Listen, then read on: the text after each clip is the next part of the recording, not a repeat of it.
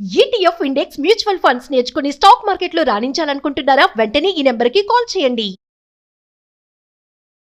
అమ్మ నమస్కారం. నమస్తే సంగీత. అమ్మ, కొంతమంది భర్తలు భార్యని చాలా ప్రేమగా చూసుకుంటారు. అవును. అంటే అసలు ఆవిడ ఏది అడిగితే చాలు ఇలా ఆవిడ ముందు పెట్టేస్తారు. అవును. అంత ప్రేమగా చూసుకుంటున్నప్పటికీ కూడా భార్యలు పక్క వారి పైన అట్రాక్షన్ ఎక్కువగా పెంచుకుంటూ ఉంటారు. అవును. అంటే ఎందుకని? ప్రేమ కోరుకుంటారు, ఆ ప్రేమ ఇక్కడ దొరుకుతున్నప్పటికీ కూడా మళ్ళీ ఎందుకని మళ్ళీ అలా? సైడ్కి వెళ్ళిపోతుంటారు. అవును. ఎందుకని అంటే ఎందుకు వాళ్ళ మనస్తత్వమా లేకపోతే ఏంటి అసలు? అది ఆ, కొన్నాళ్ళు తీపి తినగా తినగా వేము తీయగుండు అంటారు శివ. అలాగా తీపి తినగా తినగా కొంచెం కారం తిందాం అనిపిస్తుంది. చేంజ్ మొహం మొత్తేస్తుంది. మొత్తేసి. అలాగే ఈ ప్రేమ కూడా ఆమెకి మొహం మొత్తేసింది. విపరీతమైన ప్రేమ చూపించడంతో కూడా అది కూడా ఒక రకంగా 1% నష్టం ఉంది అందులో. నువ్వు ఎక్కువ ప్రేమించేసావు అనుకో, అది విసుగు వస్తుంది. అబ్బా ఉండండి అని అనాలనిపిస్తుంది. ఆ ప్రేమ కోసమే కదా మేడం అంతా ప్రేమ కోసమే, కానీ అది కూడా పరిమితిలో ఉంటే పర్వాలేదు. కింగ్ లియర్ అని షేక్స్పియర్ డ్రామా ఒకటి ఉంది. ఉంది. అందులో ముగ్గురు కూతుళ్ళు ఉంటారు. పెద్ద కూతురు ఇద్దరు కూడా నాన్న నిన్ను మేము ఎంత ప్రేమిస్తున్నామో అంతా ఇంత ఏదేదో కబుర్లు చెప్తారు. మూడో కూతురు మాత్రం ఒక తండ్రిని కూతురు ఎంత ప్రేమించాలో నేనంతా నిన్ను ప్రేమిస్తున్నా నాన్న అని చెప్తుంది. మొదటికి పిల్లలు ఇద్దరు చెప్పినంత బాగా కూతురు చెప్పినట్టు అనిపించలేదు ఆయనకి. ముందు వాళ్ళిద్దరు అబ్బా నేను ఎంత ప్రేమిస్తున్నాను అని చెప్పారు అనుకున్నాడు. కొన్నాళ్ళు పోయిన తర్వాత ఆమె ఆయనకి ఏదో అవసరం పడితే పెద్ద వయసు వస్తేనో ఆ కూతురు ఇద్దరు చూడలా. చివరికి మూడో కూతురే చూస్తుంది, కార్డీలి ఆమె పేరు. ఆమె చూస్తుంది. ఎందుకని? వాళ్ళు అంతగా చెప్పిన వాళ్ళు ఎందుకు చూడలేదు? తండ్రిగా నేను ఎంత ప్రేమించాలో అంతే ప్రేమిస్తున్నాను అన్న కూతురు ఎందుకు చూసింది? అంటే తండ్రిగా ఆమె బాధ్యత ఆయన్ని చూసుకోవటం కాబట్టి చివరిలో చూసుకుంది. ఇన్ని సొంత కబుర్లు చెప్పిన వాళ్ళు అబ్బో అంతో ఇంతో అని కబుర్లు చెప్పిన వాళ్ళు చివరికి వచ్చేటికి ఆయనకి అవసరానికి ఆదుకోలేదు ఆయన్ని. అంటే కబుర్లకు ఎక్కువ పడిపోతారు. ఆడవాళ్ళలో ఉండే బలహీనత ఏంటంటే కబుర్లకు ఎక్కువ పడిపోతారు.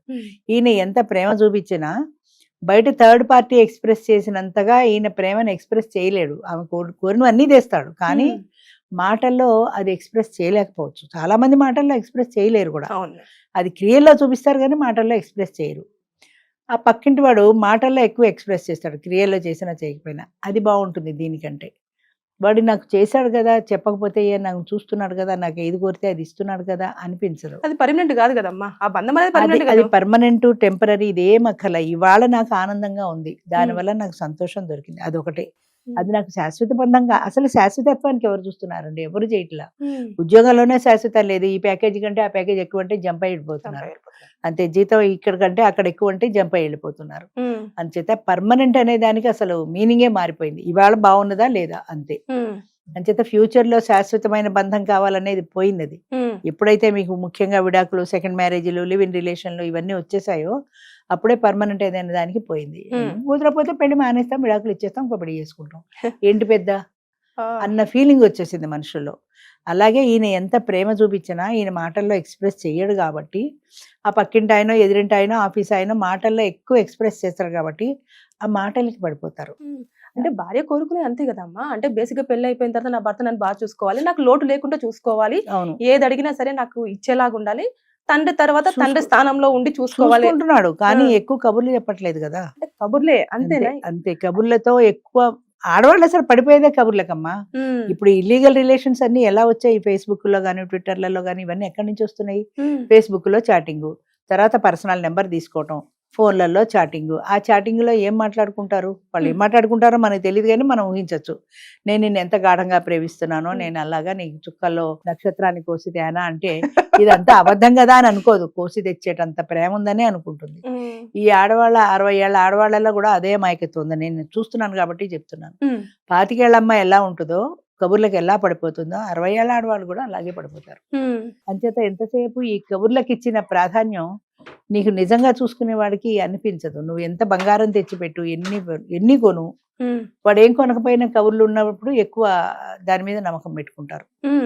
అంత కబుర్లు వీడు చెప్పడు కాబట్టి అట్రాక్షన్ అటు వెళ్ళిపోతుంది. అందుకని భర్త ఎంత ప్రేమగా చూసుకొని, ఎంత కొండ మీద కోతుని తెచ్చిపెట్టని, ఎంత ఆమె అవసరాలన్నీ అని చూసుకున్నా సరే వాళ్ళ మైండ్ అటు డైవర్ట్ అవుతుంటది అప్పుడప్పుడు. ఇక్కడ ఈ ప్రేమ బోరు కొట్టేసింది అని చెప్పి దే నీడ్ సమ్ చేంజ్. ఇంటి పోయినా చాలా బాగుంటుంది, వాళ్ళ ఆవిడ చాలా బాగా వంట చేస్తుంది, ఎంత వంట అయినా చేయని ఓసారి హోటల్లో వెళ్ళి తినొద్దాం అనిపిస్తుంది, ఎందుకంటే చేంజ్ అది. చేంజ్. అది హోటల్కి ఫ్యామిలీకి తేడా ఉండట్లా. ఇదివరకు హోటలే, ఫ్యామిలీని బయట బిజినెస్తో ఎట్లా కంపేర్ చేస్తాం అనుకునేవాళ్ళు, ఇప్పుడు అదేం లేదు. ఈ తర్వాత హోటల్లో మొదలెట్టిన తర్వాత ఈ హోటల్లో బాగుంది అని ఇవాళ చట్నీస్కి వెళ్తే రేపు చట్నీస్ బాగాలేదు, జూబ్లీ క్లబ్లో బాగుంది, అక్కడికి వెళ్దాం. ఒకసారి గడప దాటారంటే ఇంకా మారిపోయినట్టే. ఇవాళ చట్నీస్, రేపు జూబ్లీ క్లబ్, రేపు ఇంకోటి మనం హోటల్లో, అలా రకరకాల చేంజ్లు వచ్చేస్తాయి అంతే. ఈ ప్రేమ చూపించేవాడు ఇలాగే ఉంటాడు. అంటే ఈ రోజుల్లో బంధాల కంటే కూడా మాటలకే ఎక్కువగా పడిపోయి ఎక్కువ మాటలకి ఎక్కువ పడిపోతారు.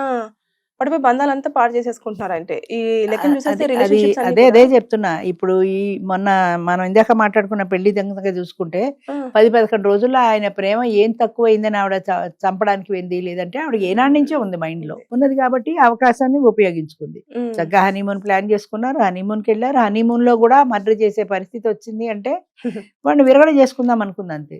ఉమ్. కొత్తల్లో కూడా భర్త అంటే- కూడా బాగానే చూస్తాడు కదా, అవును. హనీమూన్ కూడా టికెట్లు పెట్టి తీసుకెళ్ళాడంటే మరి బాగానే ఉంటున్నట్టే లెక్క కదా. ఉమ్. అయినా సరే ఏదో కావాలనుకుంది ఆవిడ, ఆ ఏదో కావాలనుకున్నది అవతల దొరికింది.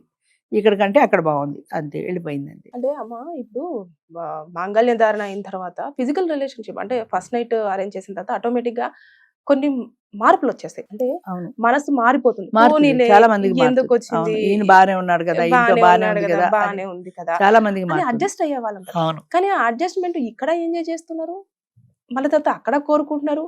అక్కడ వాడేదో చెప్తే ఇక్కడ చంపేయడాలు, ఇక్కడ వీడేదో చెప్తే అక్కడ చంపేయడాలు, ఇలాంటివన్నీ జరుగుతున్నాయి. ఈ ధోరణి అంతా కూడా మనం ఈ సొసైటీ వల్ల, చూస్తున్నాం. అవును, సొసైటీ ప్రభావమే అంటారా?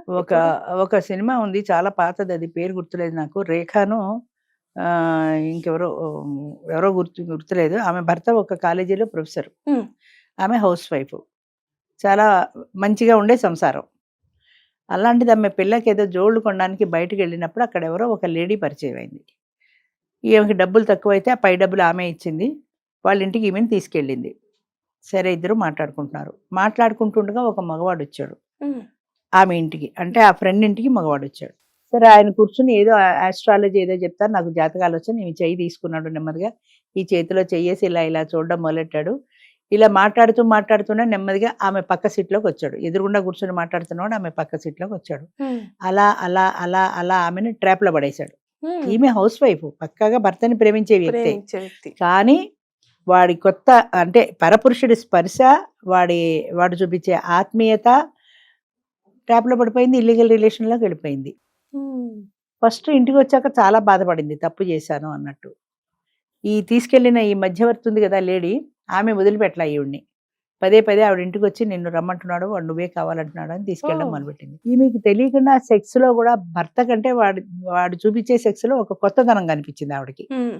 కొత్తదనం కనిపించింది, అక్కడ ఎంజాయ్ చేస్తోంది, ఇక్కడ ఎంజాయ్ చేస్తోంది. అన్నింటికంటే ఆశ్చర్యం ఏంటంటే అక్కడ ఎంజాయ్ చేయడమే కాకుండా వాడు ఏ ట్రిక్స్ అయితే ప్లే చేస్తున్నాడో ఆ వచ్చి మొగుడు దగ్గర చూపిస్తోంది. అంటే మొగుడు మీద ఇష్టం ఉంది, అలాంటివన్నీ మొగుడుతో కలిసి ఆనందించాలని ఉంది. కానీ అక్కడ వాడిని వదలలేని బలహీనత కూడా ఉంది, వాడి మీద ఎలాంటి ఇమోషనల్ రిలేషన్ లేదు అమ్మాయికి. అయినా సరే వాడు చూపించే కొత్తతనం కావాలి. ఆ కొత్తతనాన్ని తీసుకొచ్చి భర్త దగ్గర చూపించి భర్త దగ్గర కూడా ట్రై చేస్తూ ఉంటుంది. భర్త అడుగుతాడు, ఏంటి నువ్వు కొత్తగా కనబడుతున్నావు నాకు అని. అబ్బే అదేం లేదు అంటుంది. అంటే కొత్తల్లో ప్రాయశ్చిత్తము, తప్పు చేశానన్న ఫీలింగ్ క్రమేపీ ఒకసారి ఉంటుంది, 2 సార్లు ఉంటుంది, 4-5 సార్ల తర్వాత అలవాటు అయిపోయింది కదా. ఇంకా అది ఆ పాపం అన్న భీతి పోయింది. అంచేత అక్కడ ఎంజాయ్ చేస్తుంది, ఆ ట్రిక్స్ అన్ని తీసుకొచ్చి భర్తకి ఇస్తుంది, ఇక్కడ ఎంజాయ్ చేస్తుంది. అలాగా ఏదో సినిమా కాబట్టి చివరిలో చెప్పడాలు క్షమించడాలు ఉంటాయనుకో. అంచేత కొత్తతనానికి ఎక్కువ ప్రాధాన్యత ఇస్తున్నారు ప్రస్తుతం ప్రజెంట్ లేడీస్ కానీ జెంట్స్ కానీ. ఒకప్పుడు జెంట్స్ ఇచ్చేవాళ్ళు, ఇప్పుడు లేడీస్ కూడా వాళ్ళతో సమానం అయిపోయారు కాబట్టి లేడీస్ కూడా ఇస్తున్నారు. అంచేత అక్కడ బాగుందా ఇక్కడ బాగుందా కంపారిజన్. అక్కడ బాగుంటే అటే వెళ్తారు, ఇక్కడ బాగుంటే వాడిని వదిలేయరు. ఇక్కడ బాగుంటే వాడిని వదిలేయాలి కదా, దానికంటే ఇక్కడే బాగుందని.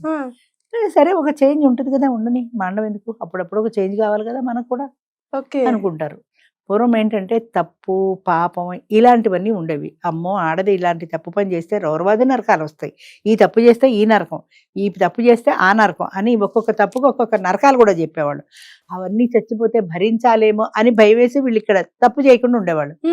ఇప్పుడు అసలు యమలోకం ఉన్నది ఉన్నదో లేదో మనకి తెలియదు. చచ్చాక మనం ఏమైపోతామో మనకి తెలియదు. ఎక్కడో యమలోకంలో కుంభీపాక వేళ ఏదో ఉందని మనం ఇవాళ ఎందుకు ఉండాలి? ఈవేళ సుఖం దొరుకుతున్నప్పుడు తప్పో రైటో చేసేద్దాం, హ్యాపీగా ఉన్నాం కదా. హ్యాపీనెస్ ముఖ్యం అంతే. ఆ క్షణం. ఆ క్షణంలో దొరికే ఆనందమే ముఖ్యం. అది తప్పు, ఒప్పు, నీతి, నిజాయితీ, పాపం, పుణ్యం ఇలాంటివి ఏమీ లేవు మనుషుల్లో. ఎక్కడ బాగుంటే అక్కడికి వెళ్ళిపోవడమే అంతే. అంటే ఇప్పుడు ప్రేమ కంటే కొత్తదనం ఎక్కువ కావాలి. ఎక్కువ కావాలి. ఆడకైనా అంతే, మగకైనా అంతే. కొత్తదనం ఎక్కువ కావాలి, నిత్య నూతనత్వం ఉండాలి.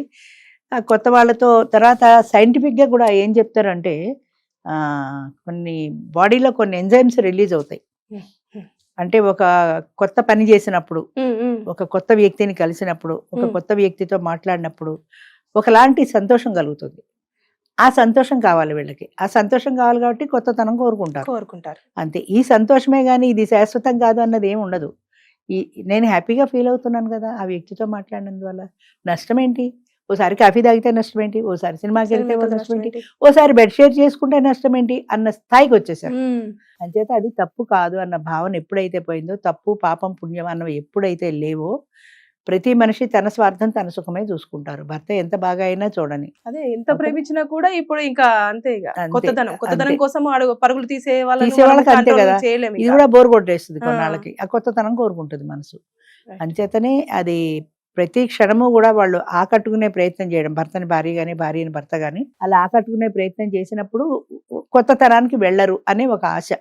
అయినా కూడా వెళ్ళే వాళ్ళు ఉంటారు అనుకో, అయినా ఒక ఆశ. మనం ఇక్కడే వాళ్ళకి కావాల్సిన సంతృప్తి కలిగించేస్తే వాళ్ళు వేరే ఆలోచించారు కదా అని ఒక ఆశ ఉంటుంది అంతే. ఆ ఆశ కోసమని వాళ్ళు ప్రయత్నం చేస్తారు అంతే. తేడా వస్తే మాత్రం కొత్తతనంలో ఎలాంటి రాజీ పడరు. ఆడగైనా మగ గాని కొత్తతనం కావాలి అనుకుంటే ఎలాంటి రాజీ పడరు. భర్త గాని భార్య గాని ఎంత బాగా అయినా చూసుకొని, ఎంత ప్రేమగా అయినా చూసుకొని, వాళ్ళకి కావాల్సింది వాళ్ళు తీసేసుకుంటూనే ఉంటారు అంతే. Thank you.